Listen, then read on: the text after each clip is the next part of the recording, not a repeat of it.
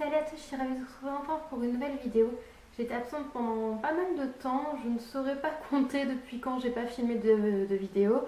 Mais en fait, j'ai eu des soucis de santé qui m'ont rattrapée, notamment par le stress. Comme vous avez pu le voir dans le titre de la vidéo, j'ai décidé de vous filmer aujourd'hui une vidéo spéciale stress, ou comment s'en débarrasser, puisqu'en fait c'est ce qui m'a rongée pendant plusieurs semaines et là je me sens enfin débarrassée, plus apaisée, tout ça. Je me sens encore un peu stressée, je fais le point là avec vous, mais ça va beaucoup mieux, donc j'ai décidé de revenir et sous cette forme de vidéo là parce que ça me tient beaucoup à cœur.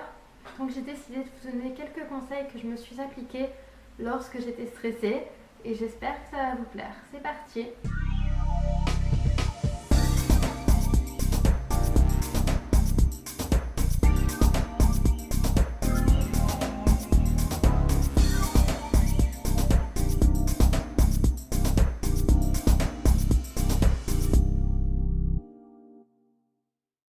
Donc le conseil numéro 1 que je voudrais vous donner, ça serait d'évaluer votre stress, de savoir où sont les causes, de savoir ce qui vous stresse et à quel degré pour pouvoir ensuite y remédier, pour pouvoir gérer les possibilités, ce que vous avez envie de faire et pas faire tout en même temps, pas essayer de tout gérer en même temps, mais vraiment essayer de gérer le principal, le primordial et voilà, d'évaluer en fait ce qui vous stresse le plus pour afin d'y remédier au plus vite et voir le reste ensuite. Taille numéro 2, ça va vous paraître un peu fou, mais moi qui connais les deux, je sais qu'il y en a un qui va être plus que l'autre chimiquement et un autre qui va être plus naturellement. C'est de ne pas lésiner sur les compléments alimentaires. Donc je suis sous traitement médical depuis une dizaine d'années on va dire, mais je n'hésite pas sur les compléments alimentaires puisqu'on se nourrit très mal aujourd'hui et que du coup faut compléter par des compléments alimentaires pour que le corps ait ce dont il a besoin.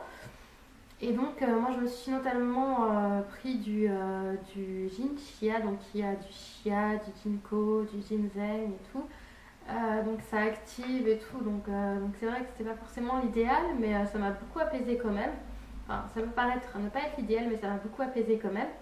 Et j'ai pris de la gelée royale, donc ça c'est des vertus apaisantes. La gelée royale c'est très apaisant, en plus c'est très bon au goût.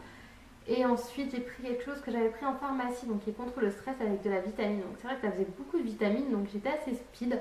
Mais depuis que j'ai pu stopper tout ça, modérer un petit peu les quantités, mais je me suis vraiment gavée. Donc je vous invite vraiment avant de prendre un traitement médical, de vous pencher sur les compléments alimentaires pour voir si ça peut pas vous aider, plutôt que de prendre un traitement médical qui va régler un côté mais qui va en dérégler un autre.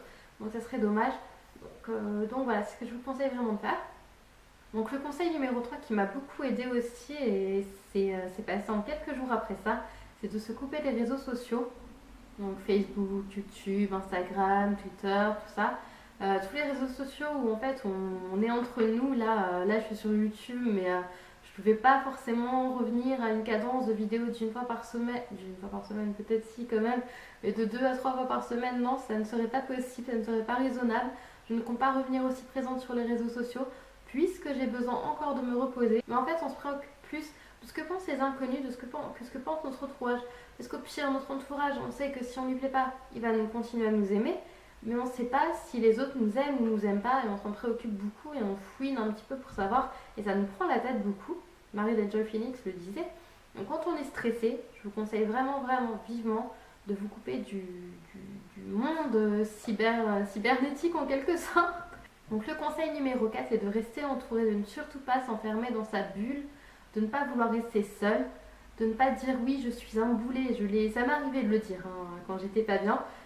Oui je suis un boulet donc non je ne veux pas te voir et tout. Les autres s'ils vous aiment ils seront là à leur manière, vous vous sentirez peut-être seul, mais les autres seront là. Et quand vous irez mieux, vous saurez les remercier. Et ça ils le savent. Mais vous, pour l'instant, vous le savez pas et c'est dur à gérer, mais au moins vous le saurez quand vous irez mieux et ce sera beaucoup plus simple, ça sera beaucoup plus apaisant de se rendre compte qu'on est entouré une fois qu'on va mieux, plutôt que d'être dans la panique et de se dire non, je me coupe du monde parce que j'ai peur de gêner quoi. Donc être entouré de ses proches et se désentourer du monde cybernétique comme je l'appelle. Donc mon conseil numéro 5, ça serait de trouver une passion. Donc une passion, c'est quelque chose qui vous remplit, qui vous fait vibrer, qui est vraiment très important pour vous. Ça peut être les vidéos YouTube, hein. Je dis pas qu'il faut complètement se couper, enfin voilà, même si vous décidez de vous couper des réseaux sociaux, ça ne vous empêche pas de faire des vidéos pour vous entraîner, ou voilà, ça peut être un temps d'entraînement, si vous êtes vraiment passionné par YouTube, ça peut être un temps d'entraînement, et au moins vous verrez pas, vous verrez les choses autrement, vous vous direz bon je fais cette vidéo là, mais si elle plaît pas, de toute façon il y a quand même moi qu'elle plaira pas, donc voilà, je m'affouille un peu. Moi, ma passion c'est le chant, et j'ai beaucoup pratiqué ces derniers temps, et c'est vrai que ça m'a permis de m'extérioriser, d'extérioriser ce stress qu'il y avait en moi. Pas ce stress, mais ce stress.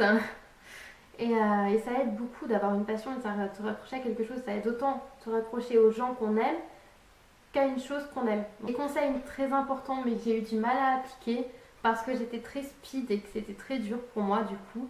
Et j'ai encore un peu de mal, c'est de se reposer. Donc je dis pas faire la sieste toute la journée, tout ça. C'est vrai qu'il y a des personnes, quand elles sont stressées, c'est ce qu'elles font. Donc je leur conseillerais plutôt l'inverse, de se bouger, d'aller vers leur passion. Mais, euh, mais je pense que quand on est trop speed et quand on regardez, je tremble un petit peu mais parce que je suis en train de faire ma vidéo et que ça me fait stresser et que j'ai un rendez-vous important tout à l'heure. Mais voilà, c'est de se reposer, de savoir s'accorder du temps pour soi, mais rien que pour soi et rien que en faisant la paix avec soi-même en fait entre guillemets. Et voilà, ça c'est très très important parce que sinon on n'y arrivera pas. Donc voilà, donc s'accorder 5-10 minutes par jour c'est peu, mais il le faut absolument. Donc voilà, et en fin de compte, je vous conseillerais de faire le bilan sur votre état de stress, s'il est aussi présent qu'au départ ou s'il n'est pas aussi présent ou s'il est plus du tout présent, bah dans ce cas-là vous pouvez continuer à vivre normalement. S'il est encore présent pour vous et que c'est encore pas assez gérable, bah, je vous conseille de refaire les étapes jusqu'à ce que le stress s'en aille ou d'en créer d'autres. Vous pouvez me laisser en commentaire quels sont vos conseils vous contre le stress. Voilà, c'est tout pour la vidéo. Je vous fais des très gros bisous. J'espère que ça vous aura plu et je vous dis à bientôt pour une prochaine vidéo. Ciao!